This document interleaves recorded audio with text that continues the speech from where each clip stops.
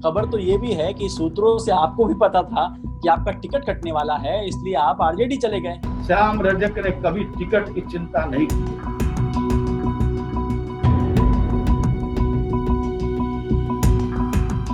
मैं तो दलितों के जनप्रतिनिधियों को एक साथ बैठाने का काम किया और ये कुछ लोगों को खराब भी लगने लगा। दलित विरोधी कह रहे हैं नीतीश कुमार। विरोधी नहीं कर रहे हैं, ये उनकी सोच है।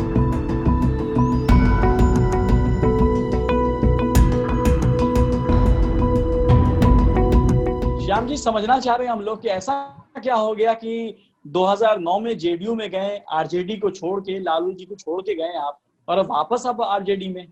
देखिए, सामाजिक न्याय के साथ कभी हमने समझौता नहीं किया। जहां भी रहा हूं, जहां सामाजिक न्याय पर हत्या होते रहा, उसकी परतें उड़ाने का काम किया गया, वहां मेरे जैसे व्यक्ति के रहने का कोई औचित्य नहीं। मंत्री देखिए, सुख सुविधा के लिए श्याम जी ने कभी राजनीति नहीं किया है। मैं तो प्रधानमंत्री चंद्रशेखर जी के साथ रहा हूँ, देश विदेश घुमा हूँ, उतना तो मैं राज का मंत्री बन करके भी उतना मैं सुख सुविधा का उपभोग नहीं किया। मेरे लिए सुख सुविधा का कोई माने नहीं है। मैं तो रोड पर सोने वाला व्यक्ति रहा हूँ। तो रोड पे सोने वाले व्यक्ति को नीतीश कुमार मंत्री बनाते हैं तो एक नहीं दो बार। नीतीश और कुमार जी 10 साल नीतीश कुमार जी की कृपा नहीं है।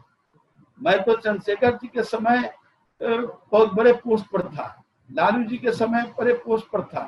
पोस्ट इम्पोर्टेंट नहीं है मेरे लिए, पद इम्पोर्टेंट नहीं है मेरे लिए, विचार इम्पोर्टेंट है। अब विचारों के साथ कोई समझौता करेगा तो मैं उस पर कोई समझौता करने वाला नहीं। मैं पूछ रहा हूँ कि आपने दलित सम्मेलन किया, नीतीश कुमार खुद को दलित प्रेमी कहते हैं, खुद को नीतीश कुमार खुद इस दूसरे बैकवर्ड समाज से आते हैं, फिर आपको कैसे उस पार्टी ने रोक दिया? किसकी चल रही है उस पार्टी में?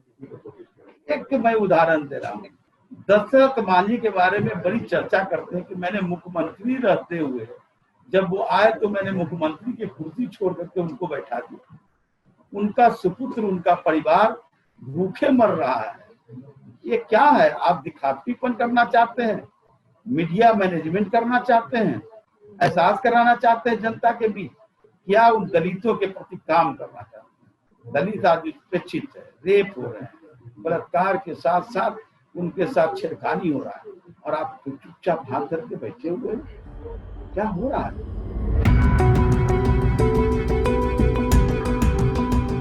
एक बात समझना है कि अगर आप जब पार्टी छोड़ रहे थे, आपने पार्टी छोड़ा, तो क्या आपकी मुलाकात नीतीश कुमार से हुई? आपने अपनी बात नीतीश कुमार से रखी? मैंने कई बार उनसे मिला, उनको सारी चीजों की जानकारी दी, विभाग के बारे में भी जानकारी दी और जो घटना घट रहे हैं उनके बारे में भी, लेकिन उन्होंने उस पर कुछ भी कार्रवाई करने का काम नहीं किया। कार्रवाई होती तो जरूर कुछ उसका लाभ मिलता। कहा जा रहा है कि आपको पार्टी से जेडीयू ने इसलिए निकाल दिया कि आप पहले ही शायद आरजेडी में चले जाते, तो एक समझने के, एक दुनिया के सामने लोगों के सामने बताने के लिए कि देखो हमने पार्टी से निकाल दिया आपको, इसलिए आप ही पार्टी में बगावत करने वाले थे। इससे हास्यास्पद क्या हो सकता है कि जो अपने दल के संविधान की रक्षा न कर सके, उससे क्या उम्मीद कर सकते हैं कि राज्य की सुरक्षा कर सके और बाबा साहब भीमराव अम्बेडकर की संविधान की रक्षा कर सके?